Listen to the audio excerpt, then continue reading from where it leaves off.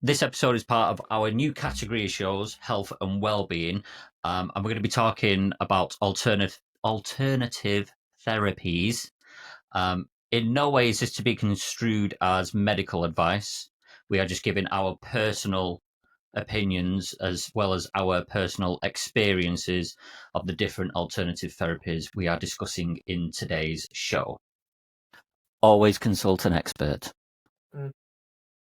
Hello and welcome to this week's episode of the Naked Coach Collective. I'm sick of doing intro, so we're just going to dive right in. And today we're talking about alternative therapies. I completely forgot what we were talking about then, and we've literally just been talking about it. Alternative therapies, and I basically don't really know a lot about this, so I'm going to be very curious, and hopefully I ask questions that will help the audience understand what these different alternative therapies are, along with me understanding what they are.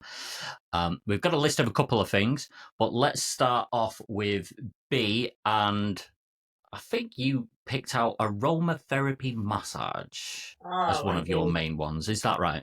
I did, yeah.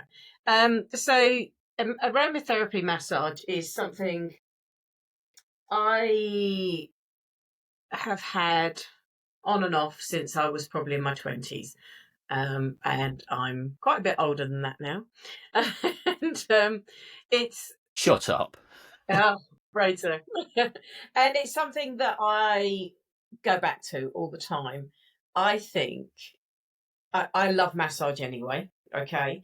And aromatherapy massage is using oils that complement how you're feeling, for instance, or what you. So if I mean, I don't know all the ins and outs of it because I'm not the expert. I go to an expert, and that's good for me. And we have a discussion about how I'm feeling and what kind of thing that I might want on my body, and that's used in the oil, so the smell is there, but it also, as they massage it into your skin, obviously it helps to penetrate your body from the outside to in. So along with the massage, which for me is so relaxing, I carry a huge, and most people do, huge amount of stress in my shoulders, and I know when I'm doing it because they're up here. They feel like they're up here. Um, and the other place that not maybe so many women, but men particularly carry stress is in their buttocks. And yeah, it's sort of another place. And I just know that if I have a massage, even if it's just a half body, and it includes my shoulders, I just know that I'm going to come out feeling. I feel a bit, to be honest with you, I feel so relaxed, but it also makes you very tired. So they always say things like drink plenty of water afterwards because it can dehydrate you. They always say you should go home and relax, which is absolutely true. Um, so if for me, I think as an alternative therapy for release of stress, for it can, and it can be, I mean, aromatherapy massage can also be used to help, like like if you tear a muscle or if you do that, you can go obviously to a sports therapist, and they will do it as well, but you can use aromatherapy. And I think the thing I love about it, if you don't go to the same place, I like the question when they say, and they'll always ask, how much pressure would you like? Because some people are very light massagers, other people are heavier.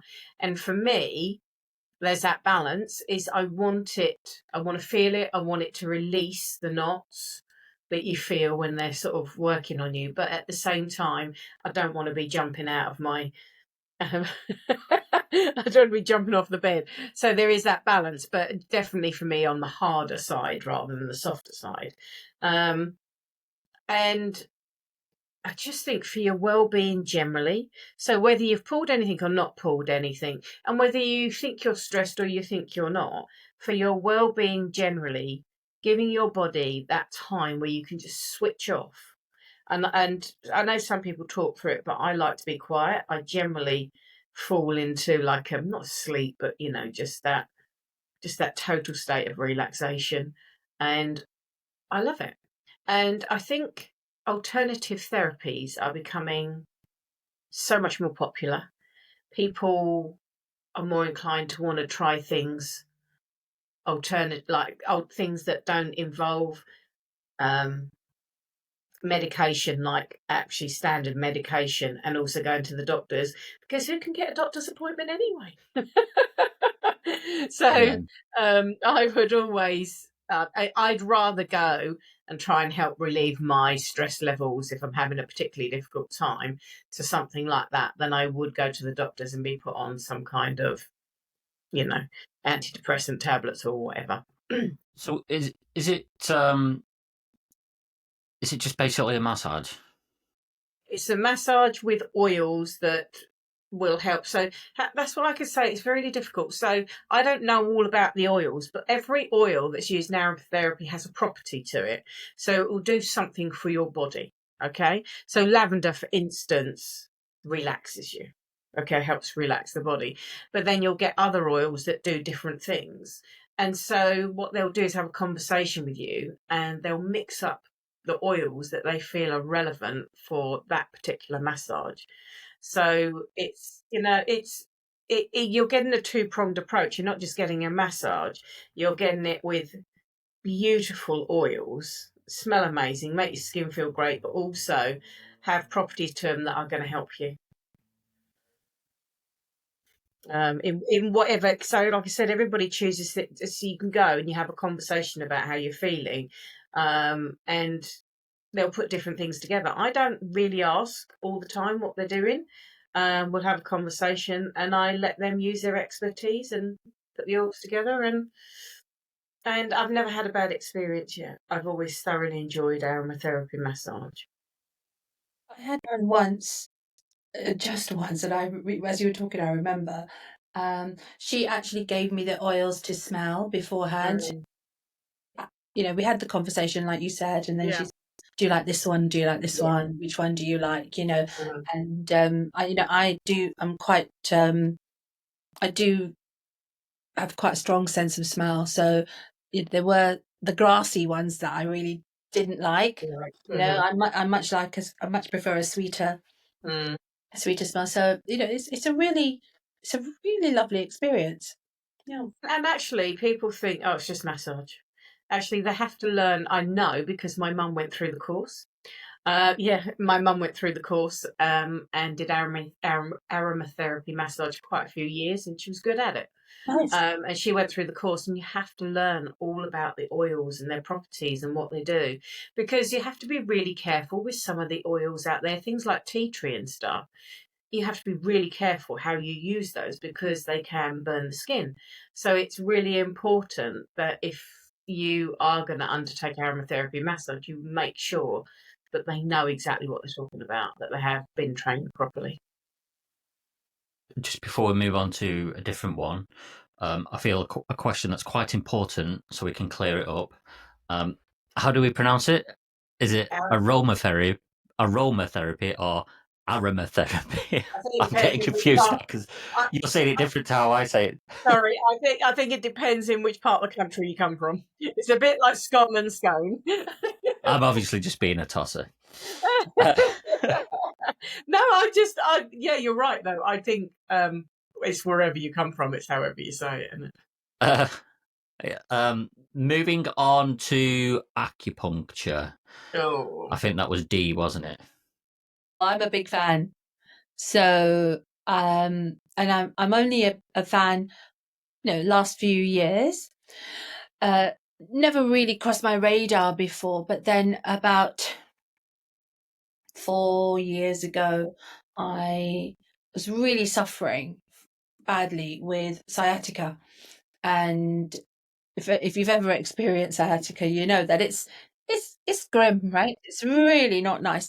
And you do try and go to conventional medicine and the doctors, and they say, "Oh, it'll sort itself out. It'll right itself," or And I was watching the YouTube videos and doing the exercises and taking lots of ibuprofen, hot water bottles. I mean, it was you don't. It's a bit like having a baby. You don't remember how bad it was, but I remember what I was doing. Like I was taking a hot water bottle on a car journey with me, so I could put it on my leg. So driving, that sort of thing, and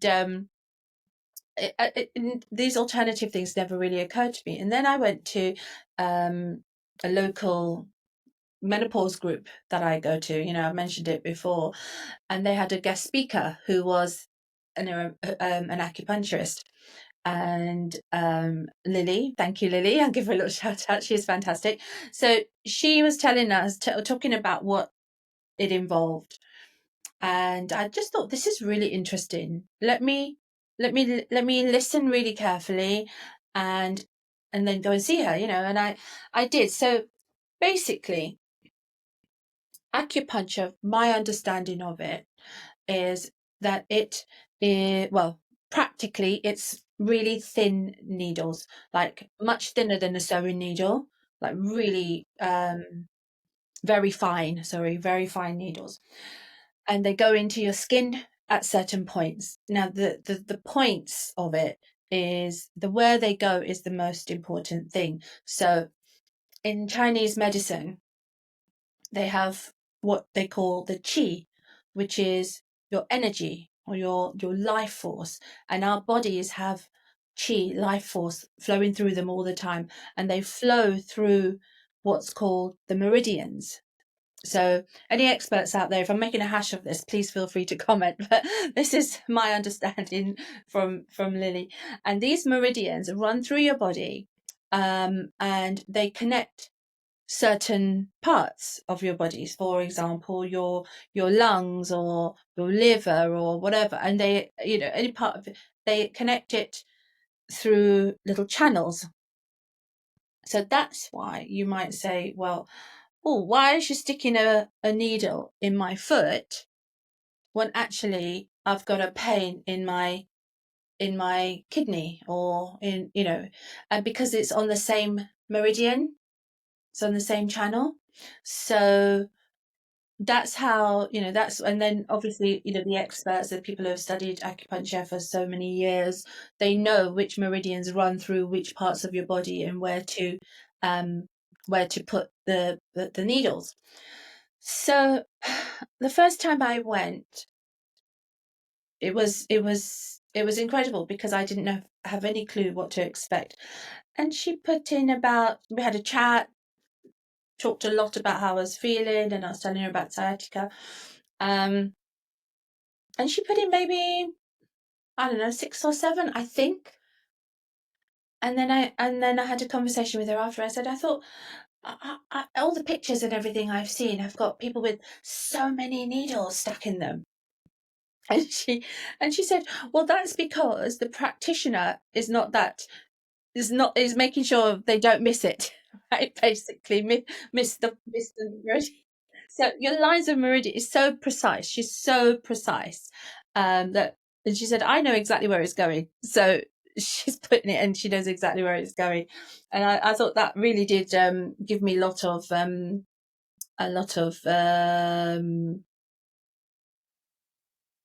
reliance. No, what is it? Oh God, my brain. What's happened to my brain? Faith in her abilities. Faith. Right.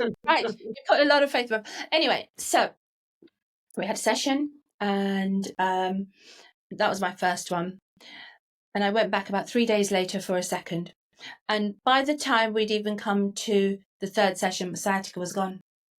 So, 12 to 18 months I was suffering with this awful, awful sciatica, and she fixed it in between 2 and 3 sessions. It was phenomenal. So I can't, and I know everybody's different, and everybody will have different results. Of course they will. And I feel like I got very lucky with her. So I've been back a few times since. You were saying, B, about the shoulder pain from the stress, and then the neck and the shoulders sort of down the side. So I had that recently, and she fixed that. The acupuncture sorted that out. I've been suffering for about 2 or 3 months from before Christmas, and it sorted it out within 1 session. So for me, it's obviously something that I would recommend and suggest people try it. However, you know, in readiness for this episode, I did do a bit of research on what the general opinion is, you know, and research, and there have been thousands of clinical researches into the effects of acupuncture. And what I gathered was that Western medicine still doesn't really recognize it fully as being effective, you know, as being a good way to heal yourself in whatever situation. So I think it's a very personal thing. I might have said exactly the same thing 4 or 5 years ago before I experienced it, but for me, it was it is going to be my go-to for ailments as and when they arise, you know. And even, you know, even in the past, I've been to her when I just thought I was feeling just a bit stressed, and she was just whacking a few pins, you know. That was going to be my question, was, is this just for like a physical pain that you have, or is this for anything else? If I had loads of money, I would go to her every week. Right, I would, just for a maintenance, just for because what she also does alongside that is something called cupping, which is, you may have seen, you lie on your front, and they're like domes, like plastic domes with a pin in the top, which you put it on your back and suck it, like pull it up a bit, but to suck the skin up and to suck the air out so your skin rises underneath. Now, that I found very scary when she said, "Oh, well, should we do some cupping?" I thought, oh, but as soon as she started to do it, it was so relaxing.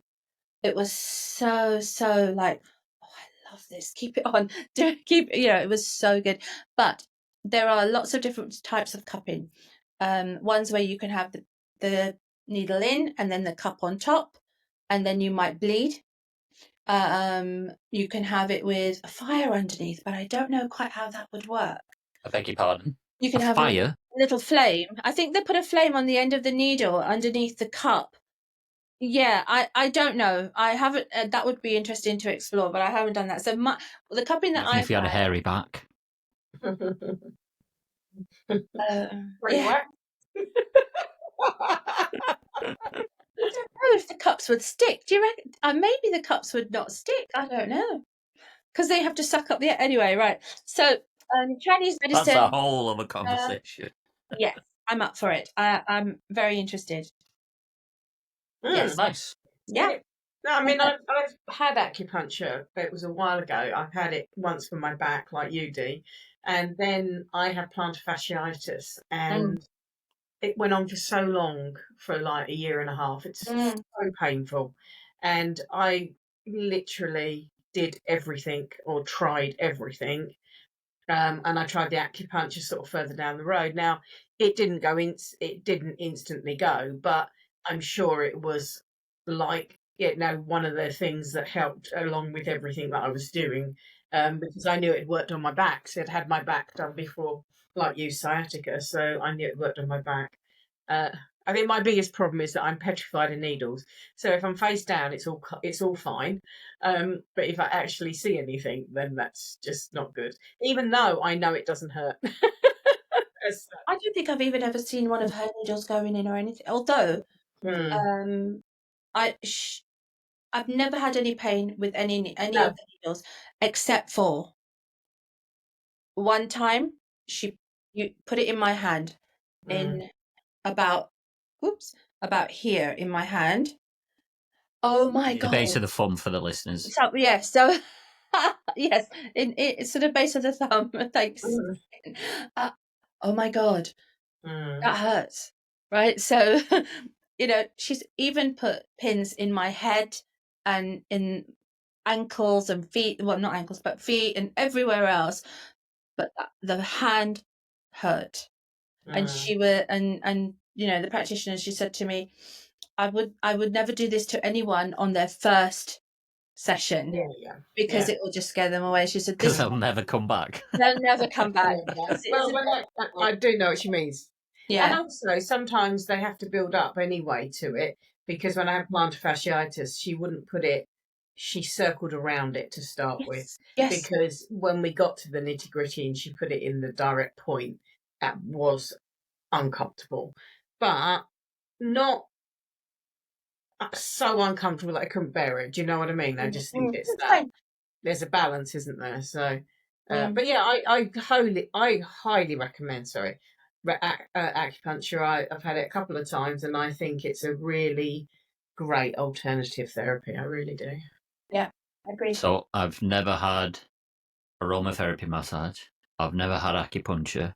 I've never done cupping. What's next on the list that I've never done? One more thing. Reflexology. Go on, B. You've got a long list to catch up on.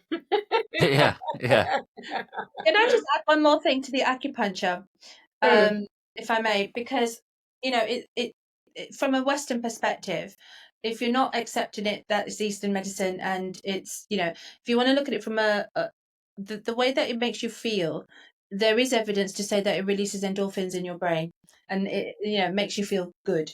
And so even just for that, Ian, you were saying, can you go if you haven't got anything wrong with you, just for it just makes you feel good. Nice. Okay, what am I doing, Ian? Reflexology. Oh, reflexology. Again, I haven't had anything recently on that, but a long time ago.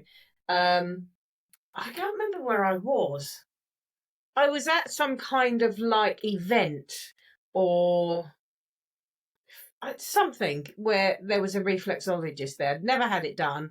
Totally curious, and had it done. And I think what I'm always amazed about by these medicines, but if you read up on them, you wouldn't maybe be so amazed, is I just never realised how much they can tell about your body from your feet. That was there must have been around the time I was having back issues, because that definitely came up through my feet. But there was, it's just, I mean, I found it really interesting, relaxing to a degree, yes, but really interesting, what they can sense about your body, and that both feet aren't the same. So sorry, B. What is it? What do they do? Is it like just a foot massage? it's it's like a massage, but then they feel the like points and pressure. They touch place like along your toes. I'm doing it on my hand, and they'll tell you things about your body. So they'll tell you if maybe you're not drinking enough, if your kidney or livers and stuff are suffering, or they're really, it's really interesting what they can tell you from just, there's pressure points again. I don't know the sort of ethos behind it, because I've not looked into it enough. I think for me, when I have something done regularly, then I look into, like aromatherapy massage. I was so interested when my mum was learning it, when she was doing the course, and how she learned all about the oils and what they can do, and because it's not, all these things have like a science base behind them of some description, and if you do it properly, you learn all of that as well. So what's the purpose of reflexology then? What's It is relaxation. Why would I go to? It is relaxation. One of the biggest things is relaxation. But they also, just as part of the reflexology, is they will tell you things about your body that you may or may not know. And I find it fascinating and cannot get my head around how on earth they can tell you're not drinking enough by touching your toes. There's obviously a way, so you can ask anybody out there who's expert in it. As I say, I haven't had it done for quite a few years now, but it was just, I just love anything alternative to find out, to try to see what I think about it, but also to just see what comes out of it. I'm always that we should always be open to alter. We live in a westernized world where we're very much channeled into, buy these pills. Well, we are, aren't we? And then or very much like think there's a cure. We all, how can I say this in a nice way? We think there's a cure for everything, no matter what we do to our body, right? No matter how we treat our body, we think there's going to be a cure for everything. Do you understand what I'm trying to say? So we think that we just think there's going to be a cure for everything, and we think that comes in the form of drugs that are produced in a wherever and tested and whatever. And I get that, right? I get all of that, but actually, there have been therapies that have been used for years and years and years. Started out like, where people learn, and what were they called? Medicine men, I think they were called then, who learn about what the land grows and what you can get out of it and how it can heal or harm. Or do you see what I'm trying to say? And I think we use too much synthetic stuff that we produce in a laboratory. And I know that's required and needed for lots of reasons, but there are, so for instance, when it comes to menopause, if I hadn't have been so early, I would have tried homeopathic remedies first before going down the route of having to have HRT, for lots of reasons. But unfortunately, because I was only 38, and because of the history of my family of osteoporosis and osteoarthritis, it would have been a very risky option to take. But I do think that sometimes it's really worth thinking out the box for things. Agreed. Rather than, for instance, I can't take anti-inflammatories because I'm asthmatic. I can't take them internally. So when I had sciatica, that wasn't an option for me. That's a Yeah. worry. Don't know So how there's I've done without it. Exactly. So there's not much else. So if you don't look further, you're going to be in pain. And this is what I'm saying. If you have, I don't do well with a lot of drugs, a lot of synthetic drugs. I struggle a lot when I've had them in the past. I've been allergic, or I've had really upset stomachs, or I'm sick as a dog with them. And I just always think that if I try and keep myself reasonably healthy and take regular certain things on a daily basis. And a couple of weeks ago, I had a horrible, horrible cold. I got stuck with the horrible sort of like throat and chest after it, but I didn't go to the doctors. I will be the last person to go and get antibiotics unless I really need them, because it will just wipe out all the good stuff that's left in your body, and then you're just open to catching everything else. So, it's, for me, I like to look at the pros and cons of everything. But that's just me. Pros and cons of the next one on our list, which I'm really fascinated about because it just really intrigues me, is hypnotherapy. Oh, I've never had it. That's a D one, I think, isn't it? That is. Just to finish off on your reflexology, and Ian asked the question, how can you figure out what's going on in the rest of your body through your feet? Well, it ties in back to your meridians and your ancient Chinese and Eastern medicines, where there's these flow through your body, your chi through your body ends in your feet. So of course it just makes sense to connected. Look at your feet, yeah. So it's connected. It's all. I just see feet. You just I just see feet. Yeah, these but hairy toes looking back at me. No, you've got all these channels running through your body. They end at your feet. They do. So that's where you can see where there's blockages and things, and it comes out that way. That's why grounding, like I do in the on cold grass, is really connecting with the earth and into your body, because everything flows out and up. So yeah, love that. But hypnotherapy, okay. Intriguing, this one. It's a subject that I'm very interested in, more so of late than in the past. Whereas in the past, I've had hypnotherapy, and I had it for trying to lose weight. So I wanted to get my head in the game, trying to lose weight, and it was a good 15 years ago, maybe. I didn't know anything else about any kind of alternative therapies. I didn't really know anything about well-being, or it wasn't in my radar, if you like, as it is now. And I would say for hypnotherapy, it's really important to do your research. It wasn't successful for me. I didn't ever feel like I was under. I don't think you're supposed to feel like you're under. I think you're just supposed to be in a really relaxed state.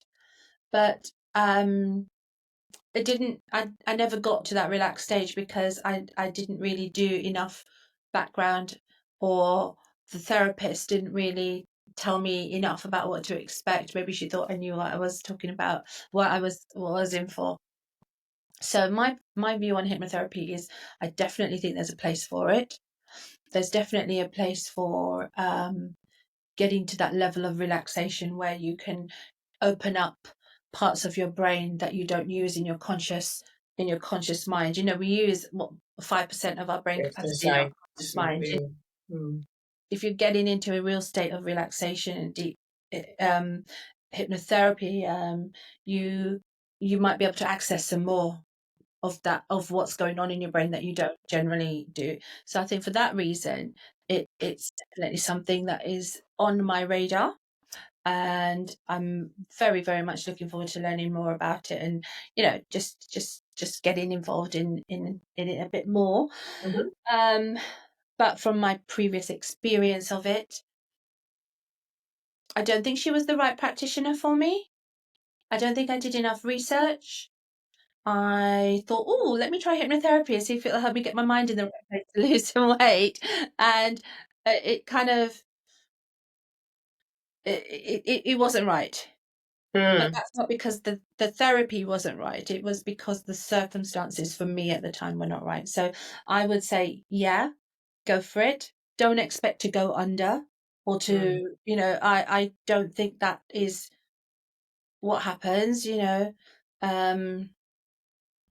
Don't forget You to don't recall walking around the room like a chicken then. Yeah, I don't think you. Yeah, I mean, Ian might be able to do that because he probably does it anyway. But it's Well, that was uncalled for. well, no, I think it certainly was. What? Right, listeners, Ian. Before we started recording, Ian was being really, really obnoxious to us. Bolshy. He was being bolshy. So What did I do? Ian. But I think my response was, okay, then flip off. Something. Oh yeah, I know what you're talking about. Yeah. Anyway, I so was being a tosser. Yes. you were. So I Okay, think deserved.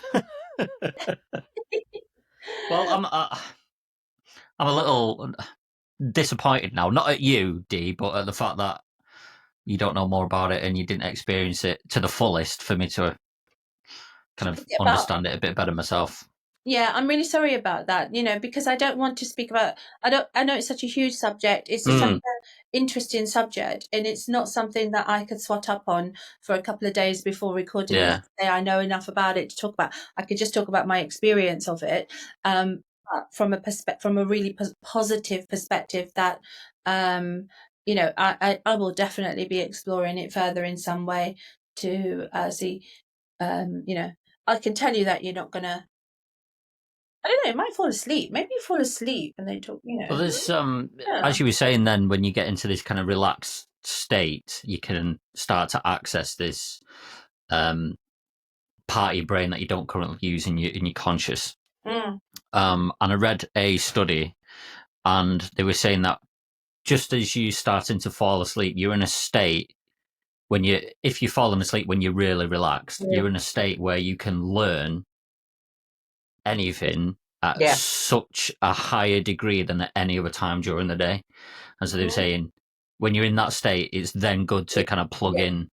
That's right, yeah. And start to learn a new subject or something, because you'll take on board everything they're saying so much better than if you were just like sat in a classroom when you're a kid. Have you tried that? No. You know what? I've tried it, right? I've tried that when I was studying. And I thought, I could just sort of play the lectures back and And this wasn't, not when I was a young person studying, second time around kind of thing, and I must have been doing it wrong, because I'd put it on and I'd fall asleep and let it, and then I couldn't recall it anyway, right? So in the morning I'd be like, oh, what was that about? And try, and I couldn't remember it. So what's the bloody point? What the freaking hell was that? The nearest experience I've had with hypnotherapy was for trying to lose weight, and I think it was a book I read on Paul McKenna. Imagine you've got a gastric band or something. God, okay. Yeah, and it obviously never worked. But yeah, somebody recommended it to me, and when that going through and see people don't, when I was going through my time so desperate to be, that model image, whatever that shit is now, that I don't conform to anymore. But yeah, and I remember it wasn't just things I ate; it was like things I tried and read, and it was just madness time. But I think it's imagine yourself with a gastric band or something like that. Okay, well, it didn't work. So, but we know now, don't we, that to lose weight you have to change your mind. It's not just changing your actions, it's changing what happens in your brain. It's reprogramming yourself to create new habits, and and it goes back onto, it's all habits. That's why I don't like diets. Diet's not changing your behavior, it's just telling you to eat this for a bit. Yeah. Just and as soon as you stop, you annoys put me. it back on, and it has to be a lifestyle It's change in your head. amazing it's amazing the fact that we'll eat things we don't like if we think it's going to help us lose weight. Now, how are you going to do that long term? It's just it's madness. But there you go. Weight issue is a big thing, and That's a whole there other are weight issue. loss coaches out there, right? There are weight loss coaches out there, and it'd be very interesting. We should try and get one on. Off you go. I'd like to hear. He's I'd next like to guest. hear more. I'd like to hear more about hypnotherapy from anybody out there who's Yeah. experienced it and what it's for, because I'd love to know more about it. I think. Do you know who's a hypnotherapist? Who? One of our guests. Do you remember Zinat? Oh, She is a hypnotherapist. Yeah. all right. Okay. Cool. Well, there you I go. just found it's it's not something I've ever experienced, and I've only watched the silly stuff on TV. So I'd just love to know how it works and what happens. I can't picture it happening where they go, No. now you're under. Is that what they did to you, Dee? Is that why it didn't work? No, see, I think that's just all like for telly, isn't it? So. Yeah. No, I mean, the experience was, I was in a room with her, sat comfortably on the chair. It wasn't lying down. She was sitting with me and just talking to me, really, and talking about trying to make me, trying to bring my awareness to the different parts of my body, different, sort of making me feel. I remember she said, let's think about your feet, how they have to carry your weight and I mean, I'm not sure that she was. I've only had the one experience, the one person experience, so I did give it a good shot. I think I went about four times maybe in the course. I did do the course, but to me that just sounds like meditation. You can get in that same state through meditation, which is probably, I don't know, and I love alternative therapies, but if you want to get on and try something yourself and you've never tried meditation, and Matt people go, oh, I couldn't sit there and do nothing and do this and do that. There's so many different forms of meditation, and I wouldn't be without it. No, you meditate every day, don't you? As much as I can, yeah. It's not as often as I'd like now at the moment, but I just find it puts me, well, it depends what I'm doing it for. Sometimes it's to relieve anxiety, sometimes it's to reduce my stress, and other times it's just to relax me, just to give me that space away from the world. As you were as you were saying, then there's loads of different types of meditation. Mm. My idea of meditation has always been sat there cross-legged Yeah, with your yeah. hands on your knees like that, just sat there and thinking about Mm. nothing, trying to like empty your head. But when you were saying that, then there's like different versions of it. It kind of took me back to when I used to do yoga, and after yoga, you just lie there, and then they'd like say all this stuff in the background, Mm. like you just said, D, feel your feet, and then Yeah, like yeah. feel your shins and your legs and your thighs, and then like your whole body. And I just sit there and be like so relaxed. Mm. I'd end up falling asleep. Yeah, yeah, yeah. I just love it. We saw. Time for a nap after me yoga. But I just think, and I think you have to try lots of different ones to decide what's right for you. And if you're going to have any kind of guided meditation, for me, the voice has to be right. It has to be the right sound, the right accent. Yeah, Yeah. yeah. It's really important. And sometimes I will flip between 2 or 3 different types depending on my mood as well.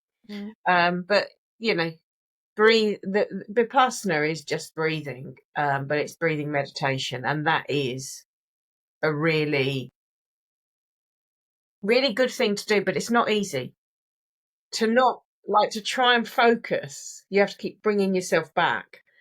Your brain runs at 100 miles an hour. It's always running off in different directions. But actually, there is a technique that's much harder than people think. Definitely think the accent thing is important, because and I know this because I'd listened to a lot of audiobooks, and Yes. when I've read a book, I know I like the book, and I thought, oh, I'll see what the audio version's like, but I cannot stand the narrator. I just do not want to listen to it. I'm like, I just listened to the like little preview clip. I'm like, nope, No, yeah. It's so true. nope. So, But D, you do meditations. Yeah, I've I Trying to give have us a preview of one of your meditations now. Put on your meditation voice. Okay. All right. Well, just before that, I mean, I've just to say, I've created a few meditations. For some of them are general or specific needs of clients. If they request it and if they're interested, I will make one for them. But it starts with a relaxation, starts with some breathing, and we go into whatever it is that they want to talk about or they want to feel as they're relaxing and in their meditation. For example, I've got one on visualization. So if you're thinking about what to do and you're stressed about which way your life is going and what kind of choices you have, and so my meditation will just sort of imagine yourself feeling in a deep state of relaxation. We'll talk through relaxing parts of your body, as you did, Ian, talk about when you had your end of your yoga lesson session. And then my guided meditations would just sort of nudge you to think about things in this, not in my way, in your way. Think about what do you visualize? What do you see? And I will always encourage you to say, take 10 minutes, 15 minutes, however long it is. I haven't done any long ones. And just make sure this time is for you. Are you all right there, love? but the dogs obviously run under my laptop and pulled the plug out, and suddenly it was showing me a low battery. Right. So what it is? Do, doggy. Thanks, doggy. Just basically just make you aware of yourself, your body, your mind. Relax your thinking. It's not a case of take everything else out of your mind. So I would say something like, if interfering thoughts come into your head, then just imagine that they are clouds floating in the blue sky. Imagine that they're just raindrops falling around you. Whatever situation you've created for yourself in this moment of meditation, let that be. Life is surrounded by interruptions. There'll be the dogs pulling the plugs out. There'll be children on the street outside. There'll be, cars rushing. But whatever there will be, there will be. But that doesn't need to interrupt your meditation, because you can just accept it. Acknowledge it. Oh, okay. There's a dog barking, and pass it on. Pass it away. I was just trying to find one of the ones that you sent me. I was just going to start playing it. Oh, can't find that'd it. be lovely. I tell you which, the latest one I did was I did one for a student, an older student doing professional exams, and she was really finding it hard to sit down and start studying, right? So I did this for her, and it's only 10 minutes, and so she does that before, to get her into the zone for hitting the books, which is rather good. Excellent. Well, I think we kind of hit the time barrier there. It's gone quite a bit there, hasn't it? So can I just say very quickly, guys, if any of you want to try my meditation, my email address is at the bottom of this whatever you're listening, watching on. I'm plugging it because Ian hasn't done yet. So we've not even finished recording it, and you're having a go at me about not doing it. Jesus, today. Tell me, I want to send it to you. I want all you listeners to have a listen and tell me what you think. All right. Anything else? No, I think you could go on for ages about alternatives in terms of therapies. And I think from my perspective, and I'll just finish on saying, is I think it's always, yes, we need doctors. Yes, we need medication. I'm not saying we don't. But always, to me, I'm always looking at what is the other options, especially if I know that I can't have something or something doesn't agree with me. And I think sometimes there are less harsh options, that's all. And I just think that sometimes we don't always think out of the box. And like I say, getting a doctor's appointment nowadays is gold dust anyway. Getting any kind of medication that's needed, that they, I just would try, I just think it's worth thinking about alternatives if you've had a bad experience with something, you don't want to take it again, or if you've, if you, like me, and I'm just not a lover of antibiotics. So unless I have got a serious infection, I will always look for an alternative. I think a final thing I'll say on this, my input to this episode, apart from please join us asking you 2 questions, was just to get outside. So this is more for if you're stressed, if you're feeling depressed, all that kind of thing, is just get outside. Mine personally is to get out into the mountains where everything literally just melts away and you're just there in the moment and there is complete and utter peace. So I cannot recommend it enough. And that's a kind of meditation. Sorry, say again? That's a kind of meditation. Kind of is. So when you're walking along the kind of footsteps on the gravel, the sound of that is very meditative. Meditative. Is that a word? Meditative. But also, yeah, no, it definitely is. There must be moments when you stop to look at, oh God, yeah, like the beauty of what you do, of what's around you, and absolutely. You do that in quietness, and just that is like meditation in itself, isn't it? It's just, Yeah, I mean, there's very few times where, apart from before I started going hiking properly, there's very few times where I'd experienced like just looking at something and being in complete and utter awe at what I'm looking at. There was one is when I was up traveling and we were up in Lake Placid. We were staying at a friend's lake house and we were just in the middle of nowhere, pitch black, and the sky. I can't. It is so hard to describe how incredible that night sky was. Like you could full on see the Milky Way in all its glory. It was mind blowing. And the second thing was And I've always seen pictures of this and thought, not that bothered. But when I went, I was just stood there, and the Grand Canyon, that that's just an absolute beast. It's incredible. It's incredible. Like you just stood there in complete awe, looking out at it, and you're kind of lost for words, and you just like, wow, I am really pretty insignificant, and my problems are pretty insignificant. It's incredible. The world But I is a kind of big, get that a powerful lot place. now when I go out hiking in the mountains and whatever. You just perspective is you do get a good perspective on things when you see stuff like that. And that's all I've got to add to this show. So I think we'll wrap it up there. Like, subscribe, share this episode, and remember, folks, Until next time, be there. be there. And being naked.